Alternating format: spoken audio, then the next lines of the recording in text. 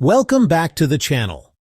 Today we will dive into a study on motivated forgetting. Let's explore the findings of Lawrence Patihis and Patricia in their 2018 research titled Weak Evidence for Increased Motivated Forgetting of Trauma-Related Words in Dissociated or Traumatized Individuals in a Directed Forgetting Experiment. Motivated forgetting is the idea that people can forget upsetting or traumatic memories because there is a desire to do so. This study aimed to test this theory using a directed forgetting paradigm. Participants were presented with lists of trauma-related and positive words and were instructed to forget the first list before recalling the words. Let's dive into the methodology. The researchers used the directed forgetting paradigm. Participants saw 2 consecutive lists of 20 words each, with 10 positive words and 10 trauma-related words. The order of the lists and the words were randomized. Participants first rated the valence of each word on a 7-point scale, ranging from -3, very negative, to +3, very positive. After rating the first list, they were instructed to forget those words, and then they rated the second list in the same manner. A timed filler task involving simple arithmetic followed this to prevent rehearsal of the words. After the filler activity, participants had 5 minutes to recall as many words as they could from both lists, including the ones they were told to forget.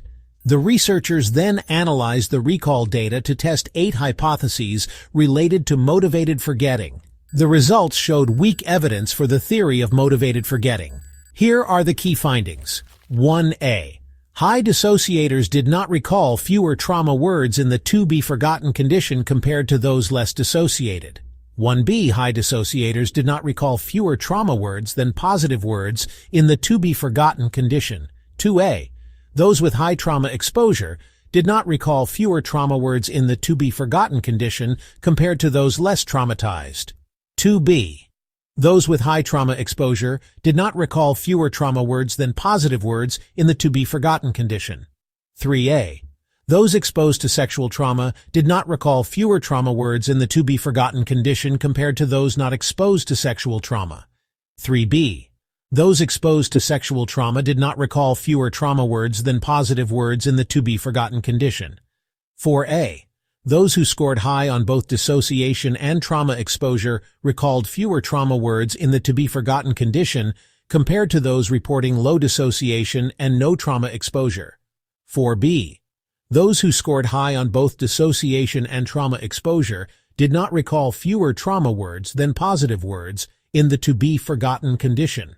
Interestingly, high dissociators and traumatized individuals did not show selective forgetting of trauma words compared to positive words.